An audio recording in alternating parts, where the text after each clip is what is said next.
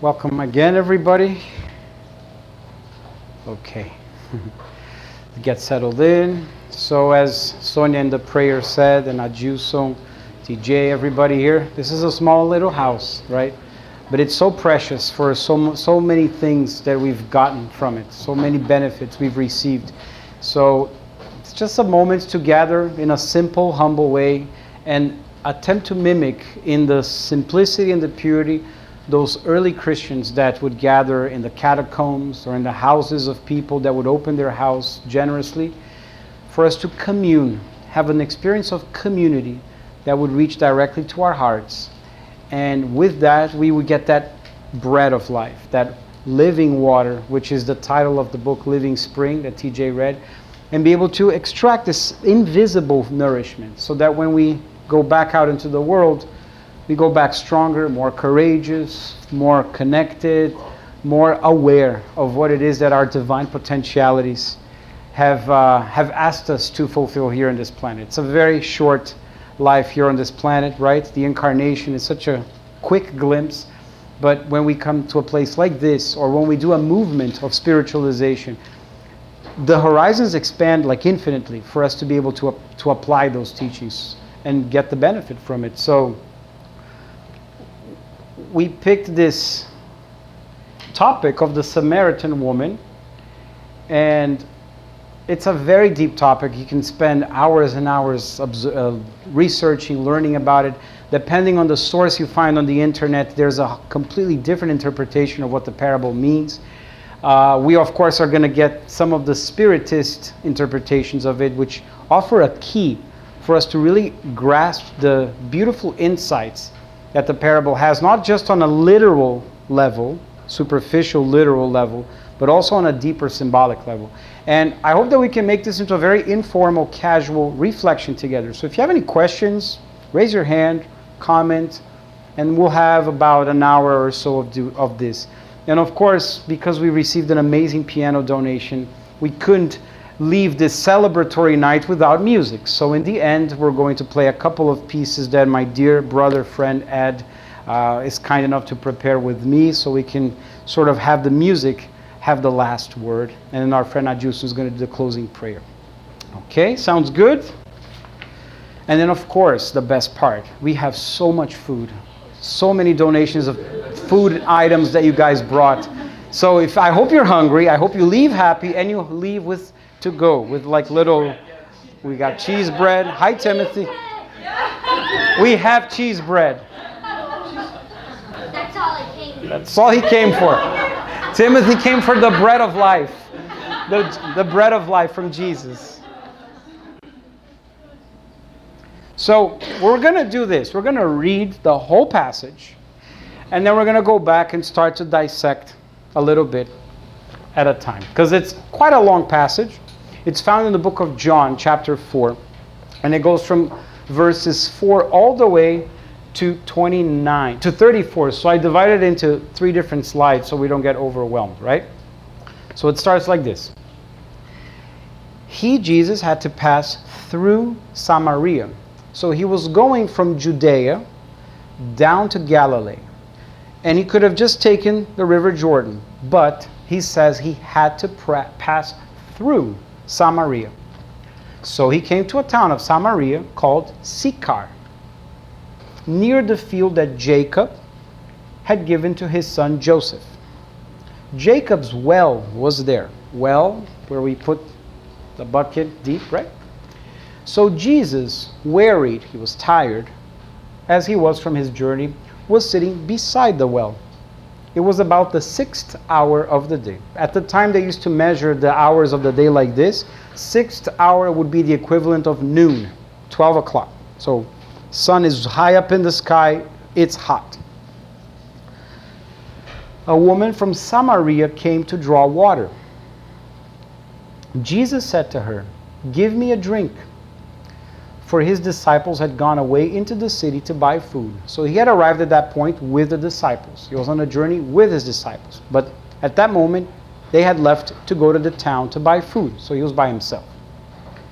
The Samaritan woman said to him, "How is it that you, a Jew, asks for a drink from me, a woman from Samaria. And then there's a parenthesis, historical note for us to understand why she was so shocked. The Jews and the Samaritans didn't speak to one another. They have a huge rivalry. They were sworn enemies, even though they were from the same nationality. They were all Hebrews. Jesus answered her, "If you knew the gift of God and who it is that is saying to you, 'Give me a drink,' you would have asked him, and he would have given you living water." The woman said to him, "Sir, you have nothing to draw water with, and the well is deep." So she was referring to the big buckets, the ropes that they came to the well in order to get the water. What's up, Timothy? But the picture doesn't show any ropes or anything. Because the thing that she's going to put it in, she had a vase. She had a vase, but there's a big rope behind it. It's a good catch, though. Good catch. She says, "How do you want this water? You have nothing to draw water with, and the well is deep. Where do you get that living water? Are you greater than our father Jacob?" So she starts to question who this guy is. "Are you greater than our father Jacob? He gave us the well and drank from it himself, as did his sons and his livestock." I forgot the little control for the slide. So then he responds to her, "Everyone who drinks of this water will be thirsty again, but whoever drinks of the water that I will give him will never be thirsty again. The water that I will give him will become in him a spring of water, welling up to eternal life." So the spring wells up, and it's going to be welling up for eternal life. The woman said to him, "Sir, give me this water so that I will not be thirsty or have to come here to draw water." Jesus said to her, "Go, call your husband and come here." There's no segue in this, right? You're talking about water, the living water, the well, and she asked for the water, and he stops and said, "First, go get your husband." The woman answered him, "I have no husband." Jesus said to her, "You are right in saying, 'I have no husband,' for you have had 5 husbands, and the one you now have, the 6th, is not even your husband. What you have said is true." The woman said to him, "Sir," or she says, "Master," in other translations, "I perceive that you are a prophet. Our fathers worshipped on this mountain, but you say that in Jerusalem is the place where people ought to worship." Because they were having fights about which place was the right place, the true place to worship God. And Jesus responds, "Woman, believe me, the hour is coming when neither on this mountain nor in Jerusalem will you worship the Father. You worship what you do not know. We worship what we know. For salvation, or liberation, or the path." Thanks.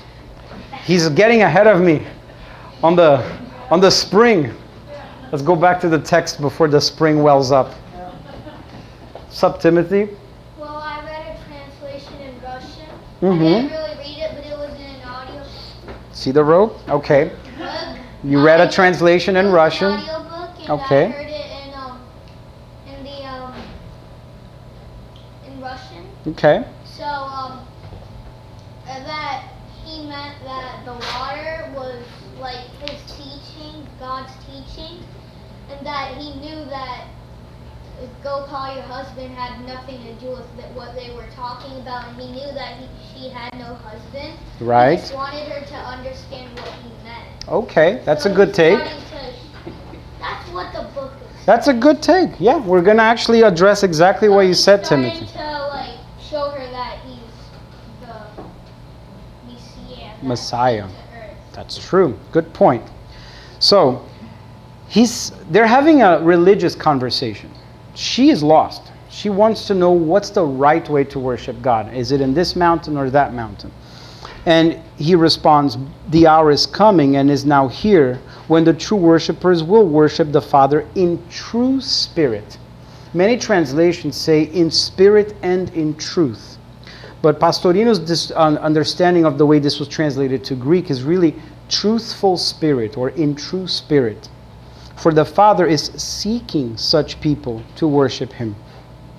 God is spirit, and those who worship him must worship in spirit and truth. The woman said to him, I know that the Messiah is coming, who is called the Christ. When he comes, he will tell us all things. Jesus said to her, I, the one speaking to you, am he. I am that one that you are talking to. So there's a lot here in what we just read, right? Anyone confused? I'm very, very confused at first, right? What does it mean? Why is he talking about her husbands, about the mounts to worship? And how does it go from water to living water, right? So we can read this in a literal way, which we just did. This actually did take place in the gospel. Jesus did travel from Judea down to Galilee, but in this time he has to go through Samaria. He said he needed to go through Samaria. So for us to understand what that meant, he could have taken the commercial route near the Jordan River, which was full of greens, it was more trafficked, it was much safer. But he instead chooses to take this detour, which is up and hill, full of rocks, a little more deserted, in order to get to this plain, which is called Samaria. So if you were to be objective, it would make no sense that he would make this change. So thankfully, because of the internet, we can access all of these amazing speakers who are scholars in the subject. So I had a chance to watch a few lectures and read the book by Pastorino, which I love to quote from. And Haroldo Dutra Dias mentions that in this moment, Jesus is doing many things. One of which is he's fulfilling an Old Testament prophecy, which says that he was going to rescue the Samaritans and restore them to a holy marriage with God, because they had been separated. And in the Old Testament, they use the word prostitution or adultery, which means separating or altering. Adultery means to alter. So to change something that was God-given, and we alter it with our own free will, we thereby adulterate it, right? So by doing this and rescuing the Samaritan woman, he's fulfilling an Old Testament prophecy. That's one aspect of it. Another aspect is we start to look at the symbolic meaning. So everything that happens in the gospel happens literally outside, and it's also a representation of what happens inside of us, in our spirit. And this encounter is something that happens within our spirits as well. And Pastorino, by the way, anyone familiar with Carlos Torres Pastorino? Those of you that are Brazilian will recognize that tiny little book called Minutos de Sabedoria, which is sold in every drugstore, pharmacy, body shop. It actually was the bestseller in Brazil for many, many years, sold millions of copies. That's just one of hundreds of books that he wrote. He spoke 6 languages fluently. He was an official translator in Brazil. He spoke Greek, Latin, Hebrew, Coptic, and French, German, Spanish, Portuguese. So he was able to really get to the root meaning of the words. And one of the books that he wrote is called The Wisdom of the Gospel, which is an 8-volume series that goes into the root of each word in the passages of the gospel and help us understand what was meant culturally at the time, as well as in the spiritual traditions, and also gives us a deeper so-called mystical meaning. So we can read the same passage like this one and have many takeaways from it. So this reflection I'm going to offer to you guys is based on his analysis, okay? He starts by saying he had to pass through, let's go back. Okay, you guys see okay? He had to pass through Samaria. The word Samaria, the word Samaria in Hebrew means shomrom. Shomrom literally means vigilant one. So the Mount of Samaria can be vigilance. So keep that in mind. Awareness, being mindful, vigilant. That's what literally the word Samaria means. If you recall, there's another moment when Jesus illustrates a parable of the Good Samaritan. And he's talking to the doctors of the law who are enemies of the Samaritans. And he illustrates that same parable, and in the end, who is the good person that rescues the brother in the road? a Samaritan. So in that passage, he says, in order for us to be able to answer the call of God to help our brothers and sisters, we need to be vigilant. We need to be aware. Otherwise, we'll get distracted and we're not going to answer the call, right? So he goes to a town in Samaria called Seekcar. And Seekcar literally means inebriated love. If you can see the root in Arabic, sugar, Seekcar, not so far away, right? Let's see here. Make sure there's a lot of meanings, so I want to make sure I'm not missing anything. So yeah, inebriating drink, or to be inebriated. Inebriating in what sense?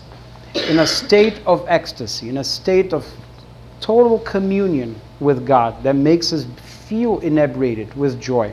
That's what that means. So he's in Samaria, vigilant, reaching that town, Seekcar,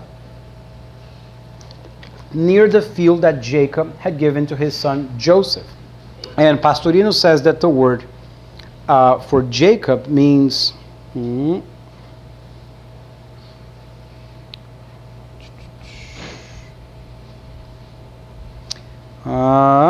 Jacob is, oh my God, sort of like the winner.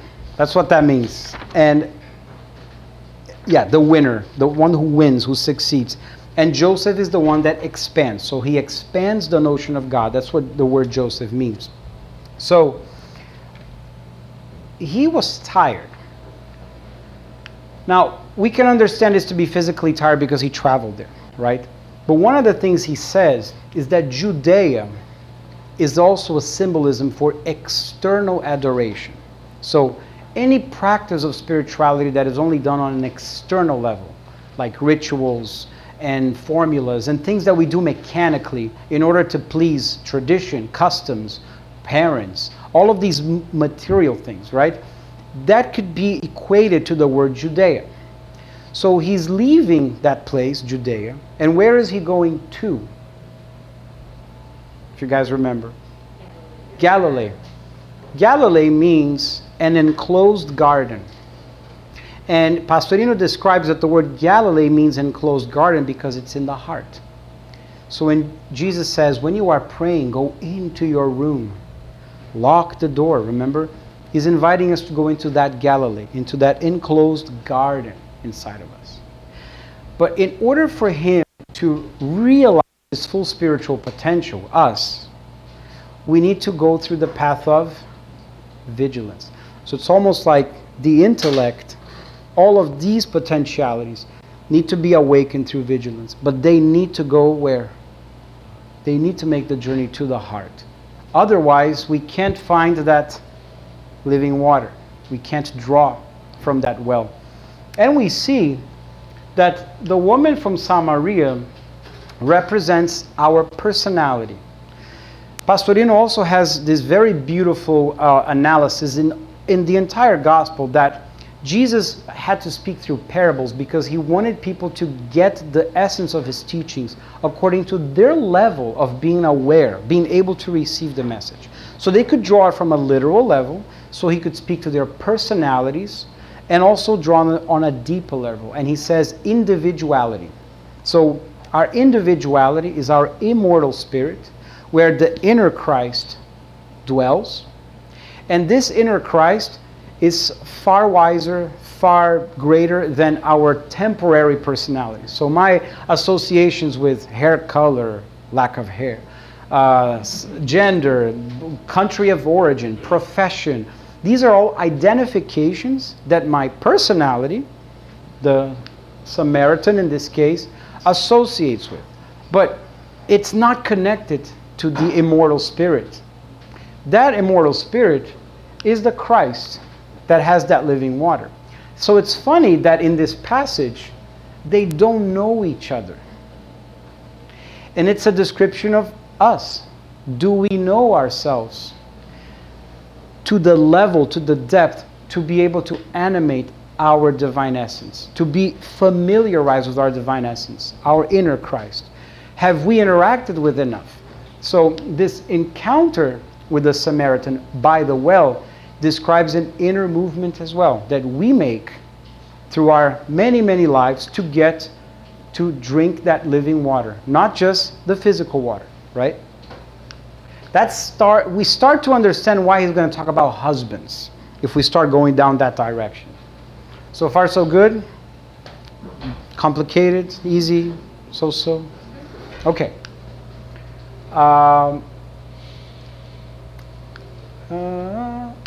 So, the 6th hour, we're going to see why that's also significant. There are many ways we can understand this. There are symbolic ways that we can interpret this. For example, 7 being a full cycle, 7 days of the week, a very important number in the tradition of the Kabbalah. Also can represent the 7 centers of force. So by the time that the Samaritan meets with her inner Christ, it's the 6th hour of the day. She has already gone through a long, arduous journey through 6 husbands or 6 hours in order to have the great encounter with her inner Christ, with Jesus by the well. There's also that level of understanding this parable. So she comes to draw the water. So she has all of the apparatus that a material person, physical person needs to draw physical material water, right? The well symbolizes, and I'll take us back to this, more pleasant to look at this than text, right? The well symbolizes our heart. And that well is very deep. And in order to reach the heart, we need to come prepared, right? So she comes prepared. So it's almost like the incarnate, temporary personality of us needs to be the one that does the work of reaching our inner Christ. The inner Christ in this passage is what? Huh? No, the inner Christ in this passage, what is he feeling? He is thirsty. He's thirsty. He's not being nourished by living water. He's going to offer, but he needs to be invited by the personality. So it's almost saying us, as incarnate spirits, we need to do that work of self-discovery, of inner transformation to get to that inner Christ and then be able to have that exchange, right? So, if you knew the gift of God and who it is that is saying to you, give me a drink, you would have asked him and he would have given you living water.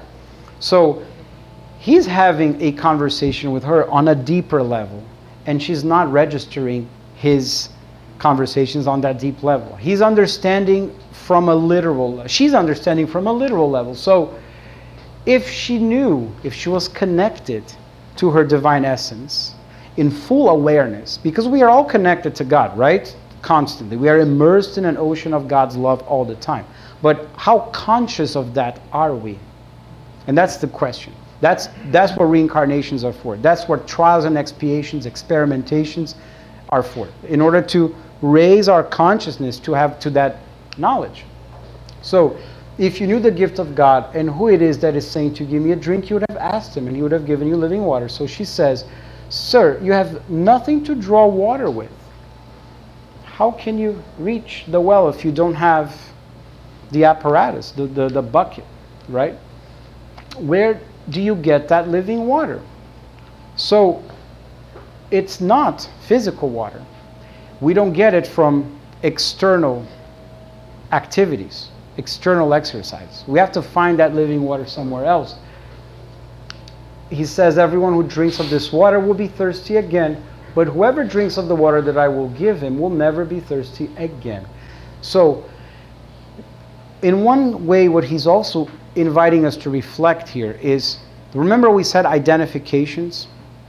If we were to do an inventory in our mind, how much our identifications with those things I described as examples, right? My country of origin, my profession, the city I live in today, if I'm married, if I'm single, if I have children, if I'm a mother, a grandmother, all of these identifications, which are material identifications, and feed our personality, our rational brain, how much of those impact the way we interact with people? Is there any room, space left for that inner Christ, for the will of God to manifest through it? There can be if we are acting like a Samaritan, if we are vigilant, if we are watching and praying, if we're doing those daily activities that allow us to create those spaces. Otherwise, it can be very easy for us to just have constant noise. Who relates with that? I can totally relate with that. Constant noise from the moment we wake up. Distractions, pay the bills, that person said this, oh, I like this post, and then we start scrolling down our feed, and it's just input, and it just gets all a mesh in there. At what moment are we able to silence our minds and try to reach that inner Christ, right? So, and in this movement, we're constantly having to replenish ourselves. I eat today, I'm going to have to eat tomorrow. I drink today, I'm going to have to drink again tomorrow. I shower today, I'm going to have to shower again tomorrow. These are mechanical things we have to do every day. We have to replenish. Whereas, once we find this living water that's within us, we will never be thirsty again. And my favorite part, one of my favorite parts of this parable is the second part. The water that I give him will become in him a spring of water welling up to eternal life. That is so beautiful. The usage of water as an example of something that's life-giving, life force. And we can ask ourselves, how much of that living water do I already have? Because we all do have that, right, friends? It's not like we're completely rudimentary and completely primitive of spirits. We've had many reincarnations already, and we've been able to build this pool inside of us of living water. The question is, how much of it are we letting it out? How much of it are we using to quench our thirsts? And how much are we using to quench the thirst of others? Because we do have that. It's just a matter of having the ability to reach for that water deep, where? In the well of our hearts. We're so here, right, friends? It's all about here. It's all rational. It's all about reason. It's all about analysis. It's all about intellect. And seldom are we able to silence this powerhouse to operate from this. And when we operate from this, we are able to get into that living water and be able to offer it to other people. Which is, by the way, one of the things that Inner Enlightenment as a Spiritist Center aims to do. Remind all of us that are here of that living water. And when we come week after week, say, okay, through the teachings, through the studies, we can reach deep into that well of our hearts. Okay, I quench my thirst. So what's coming up for me is the heart is my self-knowledge. Self-knowledge, right? Go ahead.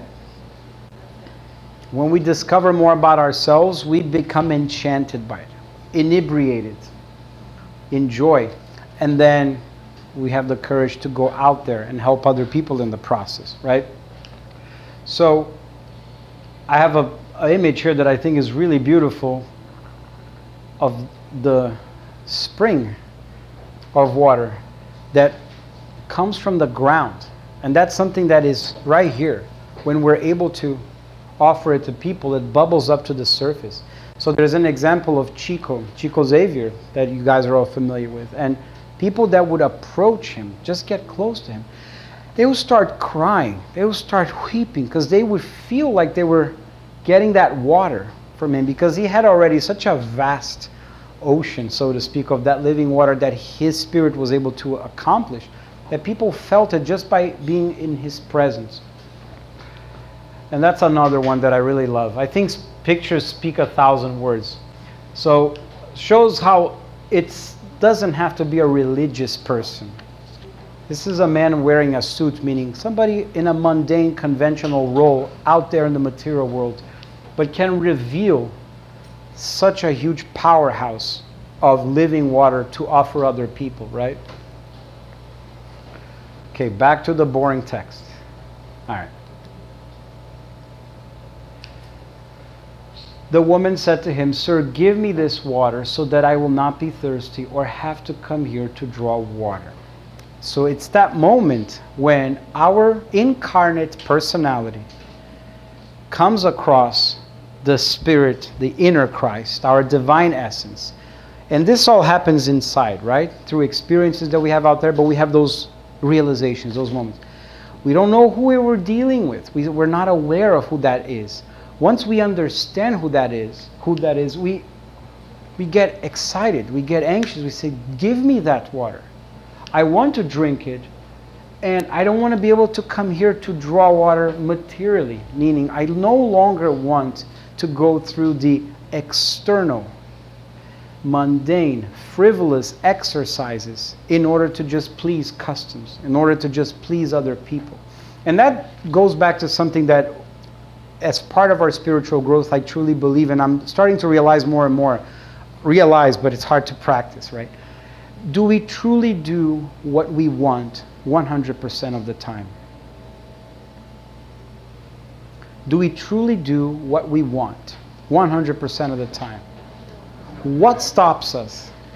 No, for sure. What stops us? The way we perceive others. Fear, society, insecurities, right? Fear of judgment, perhaps. What if we were to do what we wanted 100% of the time without fear, without worry, without doubt? That would mean that even though we are here in the material world, identifying with other people, with cultures, with customs, we would follow our heart and act regardless. In fact, I love this, and TJ is smiling because he's probably reading my mind of what I'm about to say, that this notion of the word courage, which means to act from the heart. Literally, cur is heart. To act from the heart. If we were to be able to act from the heart courageously all the time, we would never have to come and draw water outside. We would have to because we're material. We need to bathe and we need to eat, but we wouldn't be attached. We wouldn't need the approval of others. We wouldn't need the endorsement. We would need these external things to make us feel good about ourselves, right? The reason we still rely upon all of these things is because we just haven't discovered that well of living water inside of us that is located in the well of our heart, right? In this enclosed garden. And we have to do these exercises, spiritual exercises, these practices, this perseverance, in order to become acquainted with it. So far, so good? Is it making sense? Does it sound strange? Please ask. We're all learning together here. So it's in this moment where the conversation shifts completely, and it's amazing how you look online at some interpretations of this parable from non-spirited sources, and they label this woman a prostitute, a woman of the easy life, a pervert sexually because she had many husbands.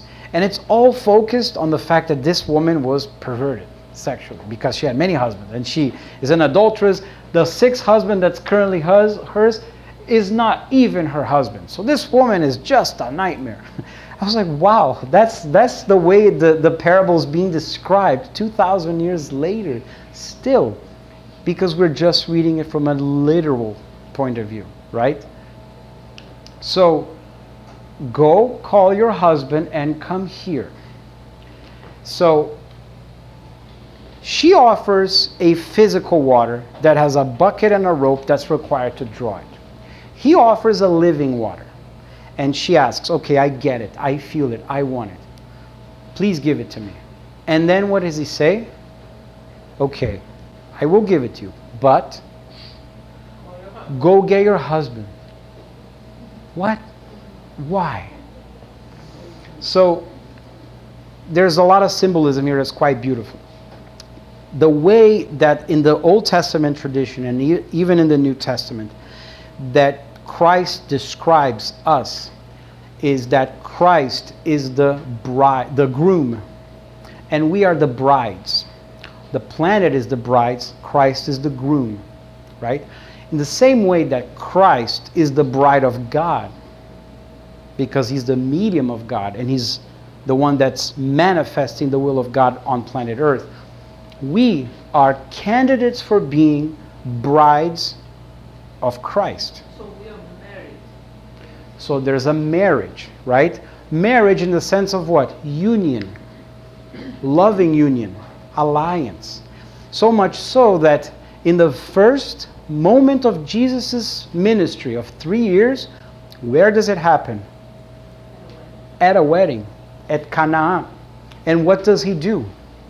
He takes physical water, he turns it into wine, inebriation, celebration, ecstasy, happiness, joy, so that the celebration of a marriage, a union, can be had. When we are in marriage with our inner Christ, when we allow ourselves to have that marriage, we feel inebriated.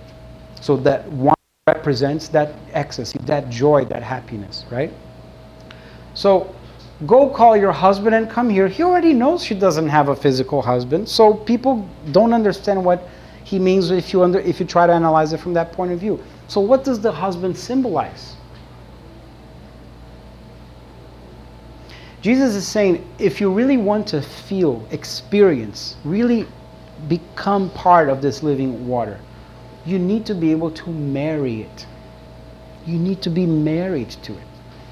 You need to allow your inner Christ, the bride, the groom, to receive you as the bride, your bride, and you form a union. So it's the encounter of our temporary personality, full of ego, full of vanity, full of pride, full of fear, and finding in that temporary personality a way, a path to the heart, so that we can discover this inner Christ who is the groom. And then the personality yields, surrenders to it, and there's a marriage. It's quite cool, right? People are looking at me like, this is so strange.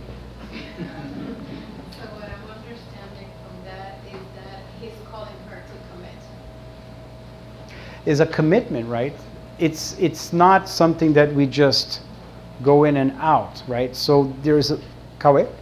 And there is a symbolism of the city, I forgot the name that you said, that symbolized the automatism of our Judea. Judea, and Yeah. it's like there's this concept of Judea and the inner Christ as an opposite. Separate, exactly. They are not in Judea. They are not in the field of external adorations.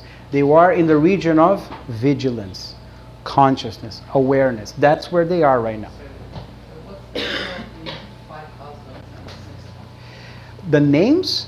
No, not names, but like what's the meaning of it? So that's where I need my notes, because I'm going to tell you guys. He says here that these are symbols of our identifications, our attachments, and the things that we draw sustenance from. The things that we habitually nourish ourselves with in order to stay physically alive. Instead of the water. Instead of the living water. So, let me just find it here. Okay. So some of the things he mentions. Identification with our body. Are we our body? No. How many of us act as though our body is us? Right? In the way we behave, maybe with lust, or maybe with beauty, with vanity, or today I am this age, so I behave, I identify myself with it. So it's the notion of marrying the body. Thinking I am the body. That's one husband. Our sensations is the second one.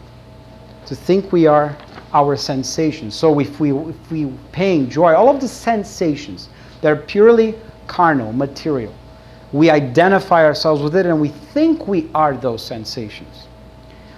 Our emotions, different from sensations, right? Sometimes we tend to equate both, but no, sensations is sensory. So the craving for sex is a sensation. Emotion speaks more about our ideas about ourselves, right? So start entering into the field of vanity, into pride.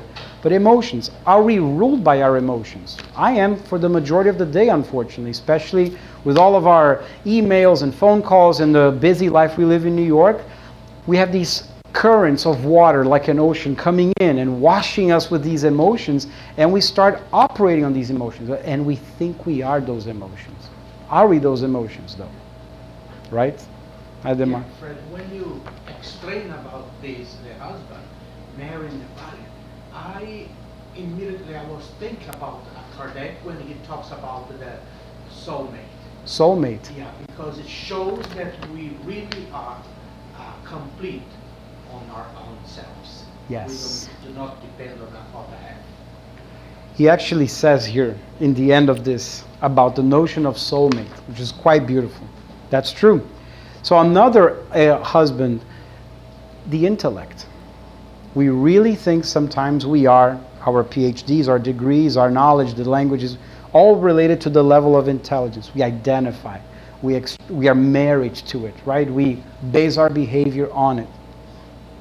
Our personality as a whole, our spirit. We really think, we believe, and identify with who we are as a whole today, right?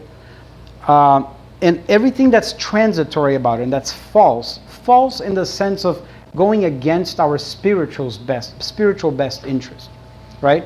The word temptation and adultery, they're talking about basically the same concept of separating, right? When we are tempted to do something, is we know it's not in our spiritual best interest because we've experienced that before, we've fallen in it before, so we know that it's not for our best spiritual interest, right? Yet we still have a want. We still want it. We still would like to crave it. We still want to consume it. Otherwise, it wouldn't be a temptation, right? If there's no desire to experience it, it's not a temptation. And go ahead. The difference between desire and temptation. Temptation, I want it now. Exactly. I want it now. Annette talks about that, right? It's an uncontrollable urge that sometimes if we allow it, we lose our control and we just go with it, you know? And the sixth one is our mind. And that's a really tricky one.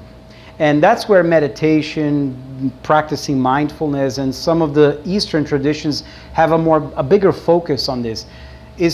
Are we acting as observers and witnesses to the stream of thoughts constantly bombarding us?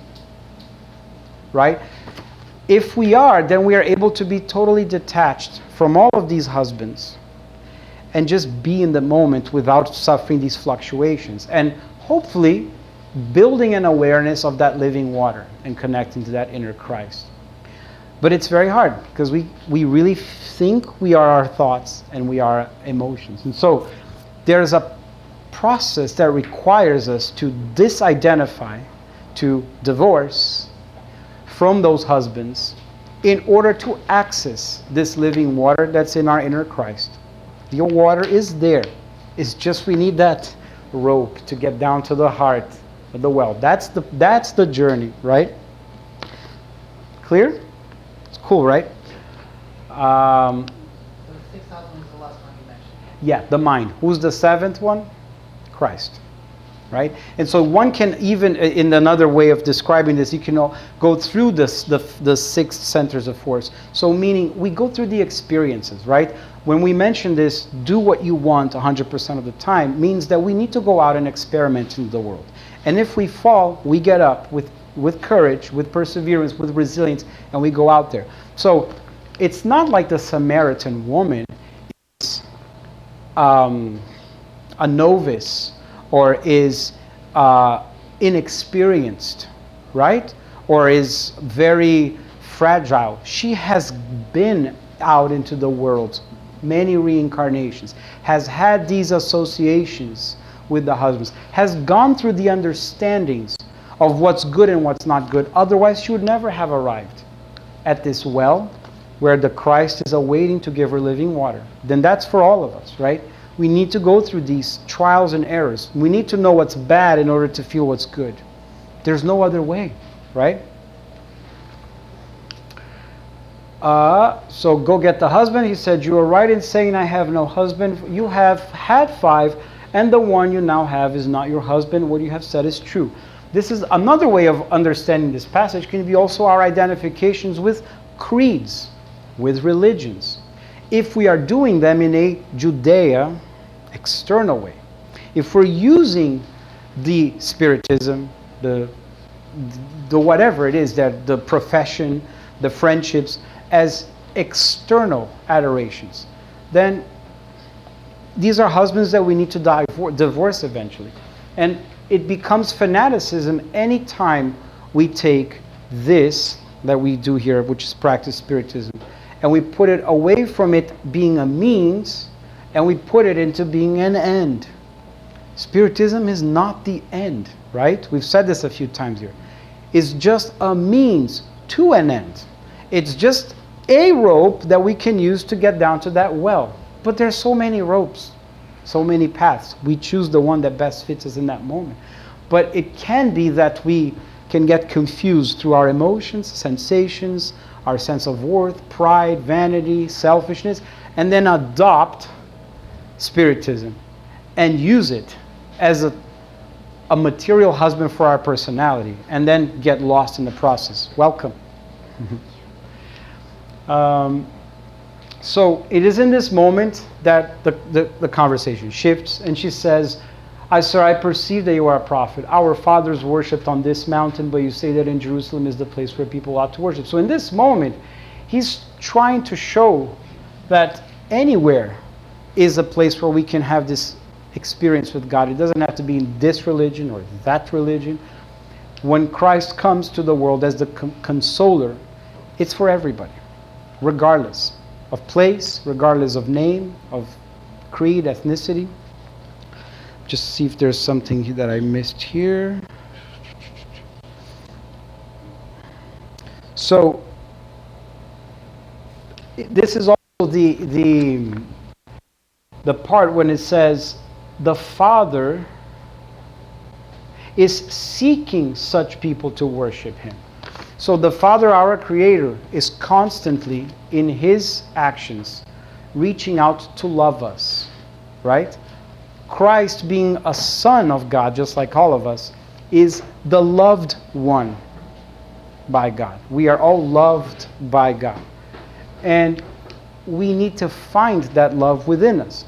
And in the lecture by Haroldo on this passage, he gives a beautiful example about food, water, sustenance, and how it feeds the spirit when he quotes a passage from the book Nosso Lar by André Luiz. And André Luiz recently arrives in the spirit world, and he's very new and very unfamiliar with things that happen there. And he's a little worried. He's like, I don't see any restaurant, I'm kind of hungry, there's some food here. And then the mentor gently says to him, André, you will learn that soon. We have some broth here for you, which is just like a little crutch for now until you get acquainted and acclimated, but you'll understand soon enough that the food of the Spirit is love. So when we look at love as the sustenance for our spirits, we begin to shift our understanding of it, right? Let me see where we are here. Well, that pretty much sums up for now, because we're going to talk about what it means, the notion of soulmate, when we look at an example of Teresa of Avila, Saint Teresa of Avila. Just as a sort of a epilogue or a PS, a postscript to this passage, there's the moments when the apostles, the disciples, they join Jesus again. This whole scene takes place by themselves, the Samaritan woman alone with Christ in the well. Just then his disciples returned and were surprised to find him talking with a woman. But no one asked, what do you want, or why are you talking with her? They all thought that, right? The material prejudices of the time, the worries, the fears, they're like, this Jew is talking with the Samaritan man, talking to a woman by himself. This is very inappropriate. And I'm not going to talk a lot about what happens in the book The Good News, chapter 17, because Humberto de Campos offers some very beautiful insights regarding this specific passage that we don't find in the gospel, about how the crowd perceived what was happening.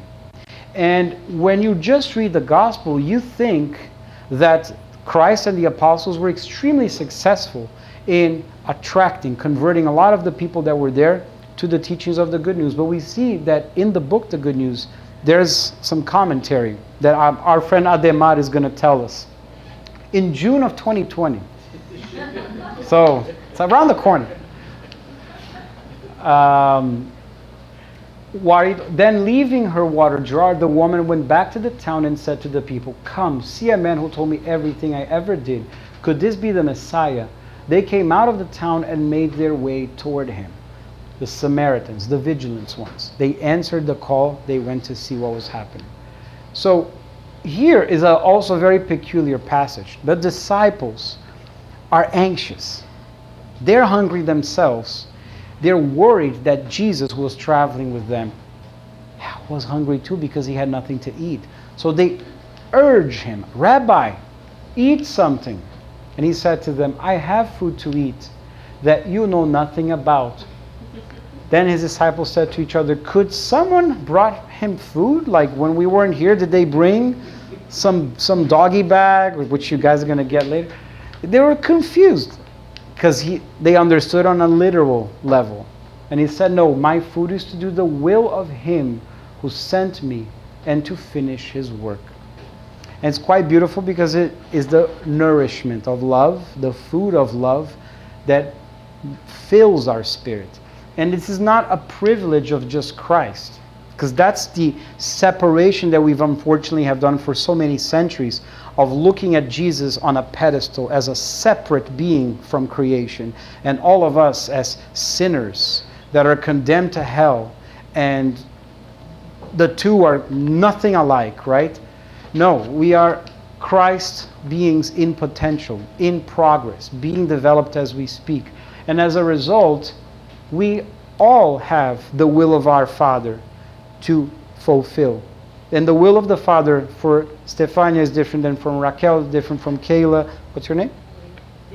Eli and Ed. Wholly unique, wholly beautifully different. And so we all have this ministry and this calling to fulfill the will of the Father. And when we do it with 100% consciousness, Samaritan-like, with awareness, for the right reasons, right? Not because of sensations, rewards, emotions, intellect, the satisfaction of ego.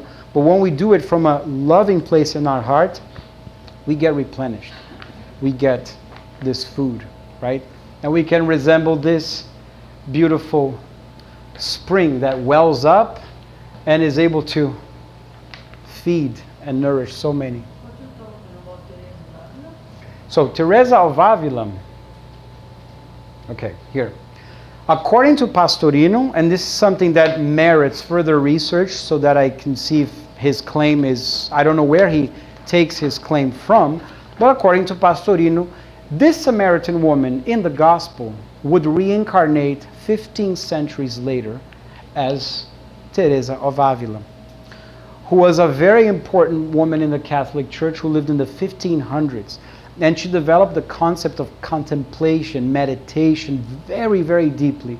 And she did a work called The Interior Castle, which Haroldo has an entire lecture about, which is amazing. I have not read the book, friends. It's on my list because based on everything that he mentions about the book is truly phenomenal.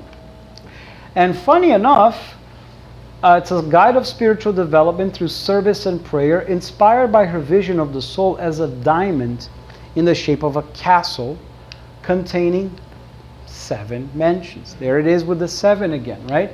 Which she interpreted as the journey of faith through 7 stages, ending with the union or the marriage with God. So in this lecture by Haroldo, and according to his research on Teresa, the majority of us are actually, our entire reincarnation, we spend all of our time circling this castle. So imagine those medieval castles, right? The big rock fortresses. Around the castle there's the moat with the water, right? And there's crocodiles and things, and there's a ramp to access. And we don't access that mansion. And in order to access the deepest central chamber of that castle is the one where the king is. There's a room called the throne. And the throne is the 7 innermost chamber for us to enter. So this is all symbolic for us to see how we can go through a journey of self-discovery, spiritualization, becoming conscious and aware of our potentialities by doing service, prayer, and meditation. And you see this entering into the castle. And there's also something in this book by Teresa called The Crazy Woman. Yes, a louca. And he says that we all have this crazy woman, this crazy person inside of us. Which is what? When we're sitting to pray and pretend, begin to meditate, the voice comes. You haven't paid your bills. You got to wash the dishes. Right? Huh? The mind chatter. Right? Or as they say, the monkeys that jump from branch to branch. Right? And in this lecture by Haroldo, he describes this crazy person with a pan. And she starts hitting the pans like very loud whenever we attempt to enter these chambers. So whenever we try to have a deeper experience within ourselves, there's these chatters that prevent us from going inward. And our chatters and distractions today are this. The screens, the phones, right?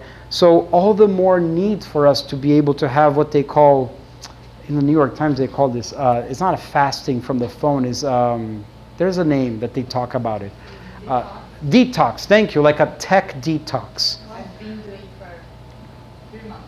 Really? Mm-hmm. No social media. No social media for 3 months. Congratulations. That's beautiful. So it's a tech detox, a social media detox, so that we can be more intimate with our own thoughts, more at ease with ourselves, and perceive when we have these bombardments coming from the outside that we so easily identify with as being us. We think that these are thoughts that we create, emotions we create, but we can't even distinguish what's coming from the outside versus what's coming from within us, right? I just read Yeah? a Viktor Frankl quote on giving that space, right? Viktor Frankl. Frankl, yeah. Between stimulus and response, there is a space. That's, right, a meditation that you can do. In that space, there is a power. There is our power to choose our response. In our response lies our growth and our freedom. Can you repeat that for us, please? That's beautiful. Can you guys hear back there? Between stimulus and response, there is a space. In that space is our power to choose our response. In our response lies our growth and our freedom. Our growth and our freedom. True freedom, right? Not just free will to unconsciously listen to our desires and follow them like the out of control horseman follows the horse out into the field crazily, but freedom to truly have that autonomy. What Kardec mentions, moral autonomy over all of these potentialities, all these horses, and be able to do the will of the Spirit, right? And there's another quote that she says really beautiful about this moment, this encounter, like the Samaritan personality with the inner Christ. And she says, "Soul, you have to seek yourself in me. And as for me, you shall seek myself in you." Quite beautiful. It's really a union of the immortal spirit with our temporary personality. And the way that Pastorino describes here, it has to do with the soulmate. He says here, the love that expands from the heart of the vigilant soul, the Samaritan, the love that expands from the heart of the vigilant soul has no boundaries. It has reached the apex of happiness that a human soul can experience, has found a definitive path, the soulmate of its own soul. So beautiful, right? The soulmate of its own soul. And the union is total and absolute for all of the centuries. It has freed itself from that fake thirst, the false thirst, right? Because we have these thirsts, we satiate those thirsts, we momentarily feel satiated, but then it comes again, right? We've become freed from those needs. It has everything: happiness, love, joy, and it permeates every single cell, this time on a conscious level. it was now the seventh hour, or the seventh husband, the total and absolute perfection. So he describes how Teresa of Avila, her personal life and her biography is just incredible. We can do a whole lecture about her life. And this woman used to levitate during her services and prayers.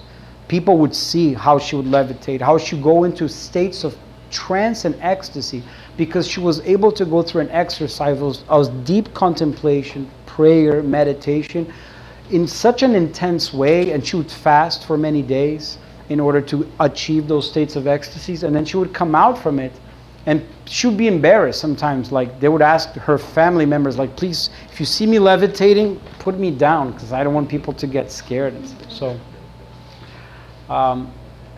I think that's a beautiful image, again, of the power of the living water. And by the way, this notion of baptism, immersion, is also symbolic with us immersing into our inner selves, into our inner Christ, in order to come out renewed, like a rebirth in this life.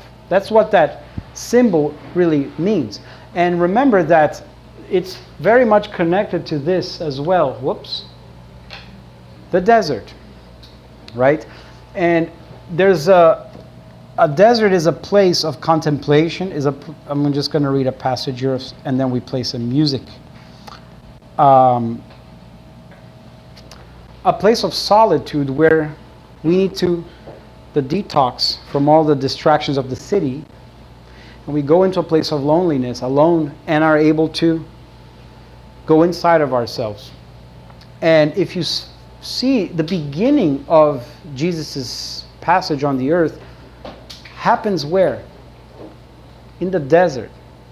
John the Baptist, who comes before Jesus in order to announce the coming of the Messiah, spends his entire life in the desert. And the people leave the cities, they are drawn, they are attracted to that holy presence, which John the Baptist, as the reincarnation of the prophet Elijah, was a very elevated spirit. They find themselves drawn to that desert. They go and have an encounter with John the Baptist in a desert. And it's there that he baptizes them, in the sense of immersing them in this living water. So they leave feeling renewed, recharged, and in their minds cleansed, purified of their sins, of their old ways that they've regretted, right?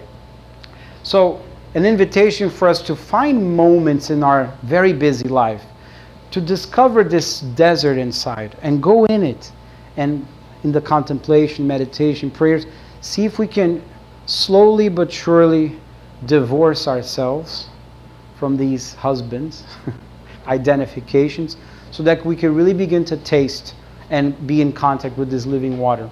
And I'll close by saying this, which is right from Pastorino when he finishes this analysis of the Samaritan woman. However, those who drink from the living water will be eternally satiated. For those, there will no longer be material needs that must be renewed in every moment of life. Perennial comfort will refresh their hearts along the roughest roads under the burning sun of the deserts of the world. So it's not an afterlife state, it's a moment right here, right now. And he says in this passage too that when the spirit leaves the spirit world, our natural habitat is where? The spirit world. Why? Because we are spirits. When we leave our natural habitat and reincarnate in this material world, it's like we are coming to a desert that has no spirituality to the five senses. We can't see the spirit mentors, the benefactors, the loved ones here, can we? We can't. So it's like we're going into a desert. So as incarnates, if we're able to satiate ourselves from this living water, we can still continue to walk around this desert, but feel super comforted and replenished, right? And I think as we conclude 12 years, or we start the 12th year of inner enlightenment, it's also a very beautiful number to meditate on, because there were 12 apostles that Jesus picked, meaning 12 different personalities, diverse, very diverse and unique temperaments. And he was able to gather all of them in order to be the continuators?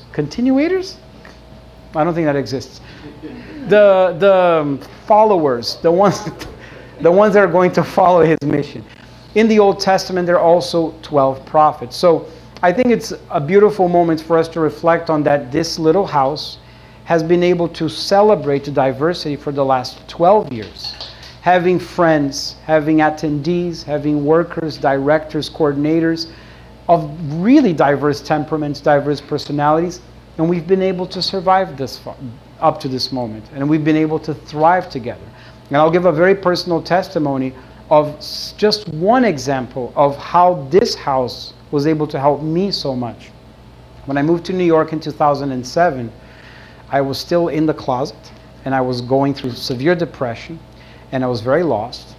And I remember I started coming here in 2008, and I had a nervous breakdown because of my move to New York and all my identifications with work and all the things I needed to do. I got really stressed, and I had a nervous breakdown. And my angel of my mom, that she flew here on a short notice. And thanks to a dear friend of the Spiritist group of New York, Elmo, he took me by the hand one day that I was in a state of shock, panic, and thinking of suicide. I'm really contemplating suicide, and I was already practicing Spiritism for many years, but in that moment of desperation, I was convincing myself that suicide was the only option. And they took me by the hand, and they surrounded me with so much care and love. And nobody from Inner Enlightenment knew about it, because at the time I was going to this other center, and I was coming here just sporadically, just getting to know people. But I remember Elder back there, the big Elder, was rolling his eyes at me. The next day we had a flight back to Miami so I can decompress and go to the doctor and go back to the home of Mama to calm down. And it just so happened that Givaldo was in town, and he was in Astoria. And so we said, let's stop by Givaldo on the way to the airport, just to tell people we're leaving, or I'm going to go away for a few weeks and say goodbye. And I never forget, it's a moment of living water. It's a moment of this. Not this. This is that moment. But I'm talking about this. Oh, sorry, friends. I didn't think this through. There's a desert again. Okay, this moment. When a friend Elder, we just exchanged a split-second eye glance. I was in the entrance of the theater. He was on the other side of the theater in a room that fit about 500 people. He locked eyes with me, and he felt my anguish, my despair. And this 7-foot-tall man ran. I never forget the way he ran. And he just grabbed me, and he put my head on his shoulder, and he began to cry and to hold me. And I just began to cry. And we were sobbing for 15 minutes. No words were exchanged. No one knew anything. But I think this was a living water that he was connected with, that he replenished me. I was able to leave that moment and board that plane so comforted. Something had changed. So that's just one example that I am so grateful for the friends of this house, that we have our agreements and our disagreements, we have our moments of fighting and bickering, but we are here together. We come every week because we are practicing this community, this brotherhood, this sisterhood, this friendship that hopefully will allow us to ignite the power of this living water inside of us, that we will feel nourished from it and be able to nourish all those around us. So thank you so much for your attention in this moment. And we can, after the music, our friend Ajuso is going to do a closing prayer, collective passes prayer. And if you have any questions or any comments, we can If we have some time afterwards, we can do, or we can have it during the dinner. So the first music, of course, we're going to pray. When it's play, is like a prayer, is the Ave Maria, because we talk so much about a Samaritan woman, and we forget the sacred role of motherhood. And all of us are here incarnated in this body because of a mother and a father, right? And we owe such a beautiful, tremendous debt of gratitude for their sacrifice and their faith and courage to produce a body, to reproduce, to allow us to have this body to come into this life, that no matter how imperfect they might be, they deserve our unconditional love, our gratitude, and our respect. And if they are alive and here with us, I stay in awe and admiration because I learn from my personal mother every day. So this is the prayer that is sung and played, which I want to ask Ed, you know how to play by memory, right? So maybe you could get the lights for us. If I turn off the lights, would you mind? I'm going to remove the microphone.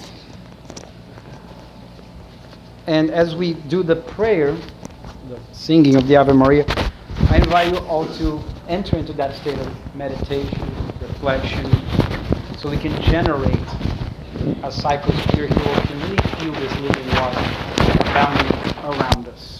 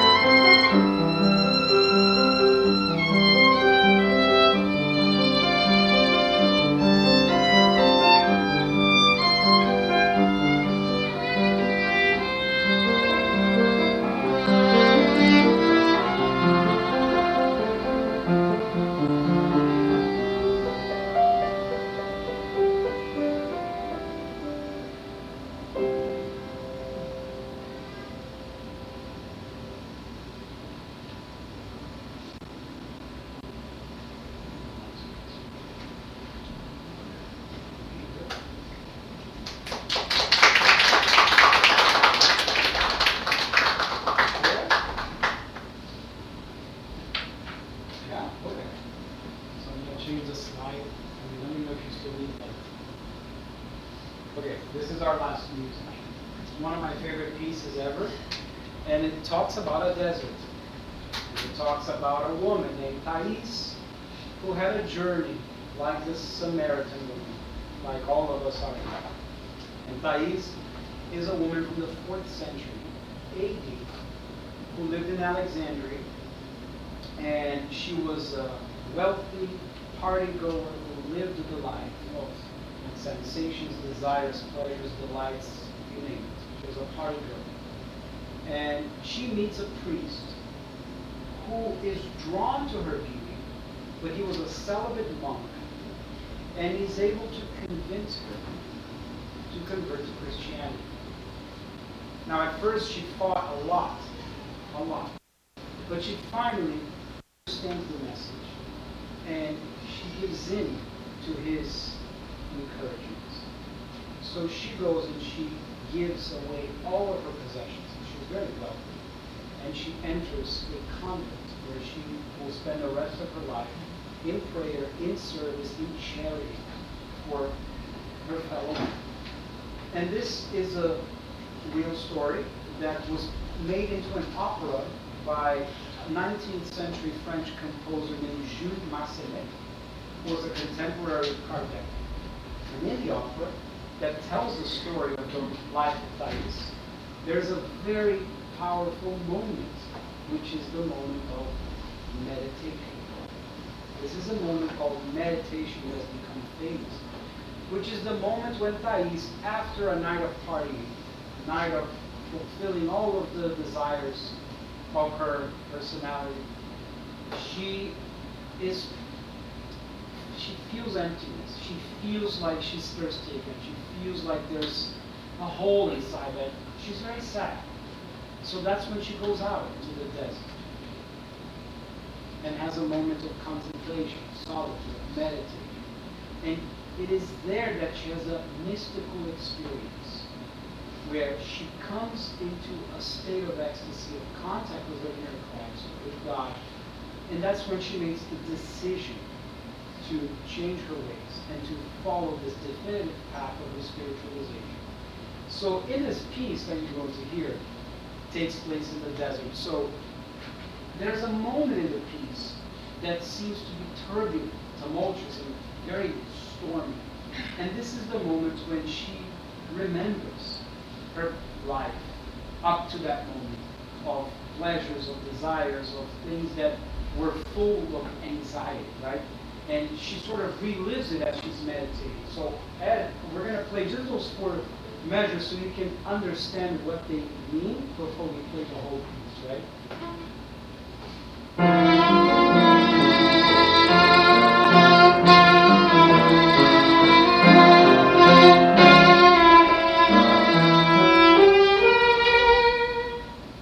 That's the moment you hear the piece. It's her going back to that past, reliving it, but then leaving that state in total serenity, detachment, and facing forward to continue her journey in spirituality. So, as we play, I hope that you guys can do an inward meditation into your lives, into all of our lives, and we hope that the music that is divinely inspired can nourish our spirits.